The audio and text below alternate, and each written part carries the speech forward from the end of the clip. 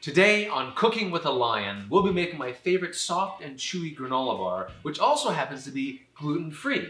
Plus, I'm going to show you a tip on how to prep your baking dish for easy cleanup and for the quickest way to get those bars out of the pan and into your tummy. And it's all happening right now. Let's get started. The first step in making these delicious granola bars is preheating your oven to 300 degrees. With that happening, let's talk about prepping the pan. The pan that I have is a 9 by 13 rectangular aluminum pan. I really recommend you grab one of these because if you have a glass pan with this sort of shallow, rounded edges, two things happen. One, glass takes a lot longer to heat up and to cool down, so it might overheat and dry out. And two, these right angles are perfect for cutting and slicing granola bars. This is how you'll prep your pan. You'll take two pieces of aluminum foil, both of them longer and or wider than the pan itself. Make folds so that the aluminum foil fits just snugly inside the pan, one vertically with overhang and the second one horizontally with overhang. That looks great. But why not just shove a piece of foil willy-nilly in the pan? Well, because when it's done and cooled, you can't do that and lift it out perfectly. We'll get it back in there. Last step, make sure you spray it pretty lightly with non-stick spray. And then we'll move on to those delicious ingredients. My favorite nut for granola bars happens to be toasted salted almonds. So that's what we're starting with into the food processor. And I'm gonna blitz this up until no large or even medium-sized chunks are left. So quite a bit.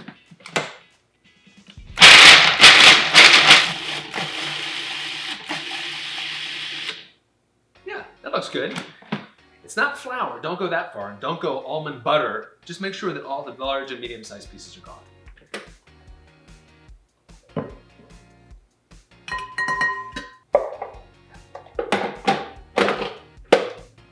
No need to wash your food processor because we're moving on to the sweetener, but not just the sweetener. This is the glue that holds the thing together and makes it nice and chewy. We're talking about dates, pitted and roughly chopped. A bit of dark brown sugar and a touch of salt.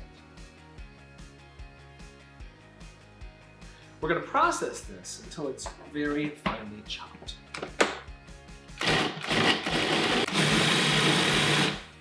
Yeah, so there's still little bits, little pieces of texture in there.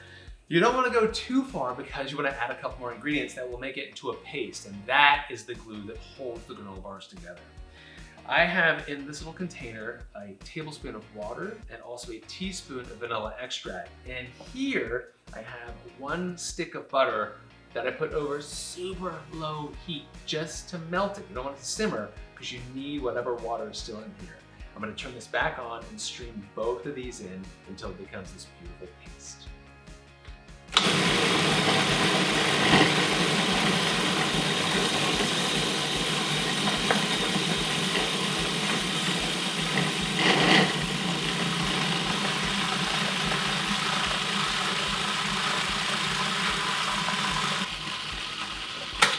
Paste is done, but before I add this to the bowl, there's a few more ingredients I need to grab.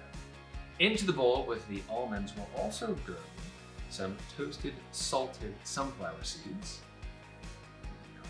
I love coconut, love that little coconut bite I get in those granola bars, so that goes into unsweetened coconut, shredded coconut. For complexity, it's a toss-up. I really like dried cranberries because of that lovely little zing, that tart zing, sort of contrasts everything. And then, wouldn't be a granola bar, well, without oats. And these oats, I put on a sheet pan, 2 cups, and I toasted them for 15 minutes at 300 degrees. Could be easier. And they go in. Now it's nice to have the dry ingredients first before you mix in this paste. It's gonna get sticky. This is a good time if you have kids to get your kids involved because unlike, say, brownies or cookies, there's no raw egg in this. as your kids mix these ingredients together, they can sneak a little snack anytime they want. Roll up your sleeves, it is about to get deliciously sticky in here.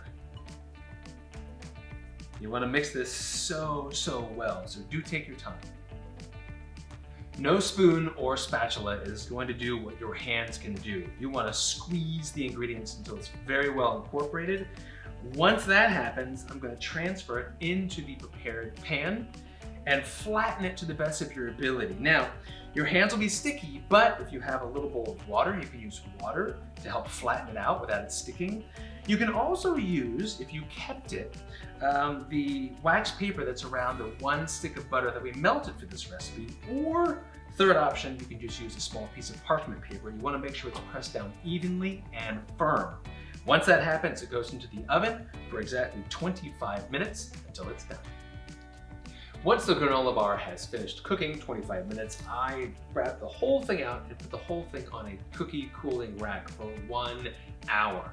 The reason for that is you want it to continue cooking but cool at the same time, which gives it that lovely finished chewy texture.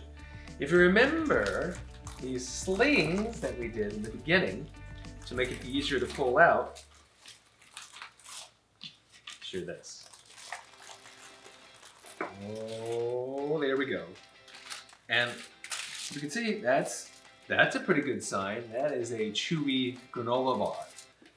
Now, this could serve one. This could be one giant granola bar, or you can cut it in half or quarters, really whatever size you want it to be. I like, go ahead and slice a nice long slice across and give myself a little bit to sample from over here. First thing, it's not crumbly, it's not dry. It smells lovely. It smells like it actually has cinnamon in it, even though it doesn't have cinnamon. It's so great. It's so complex, even though there really weren't that many ingredients in it.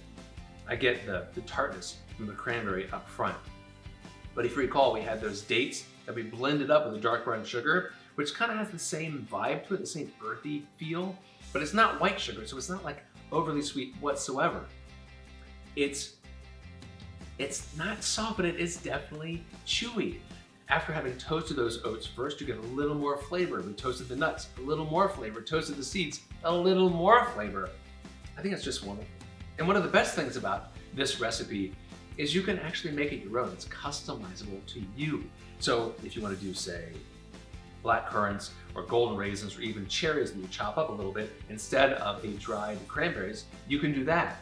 If you want to use pecans instead of almonds, you can do that. You know, after seeing how easy this is to make, after you make it, I guarantee you will never have to buy another granola bar ever again. Mic drop. Whoa. Take this with me.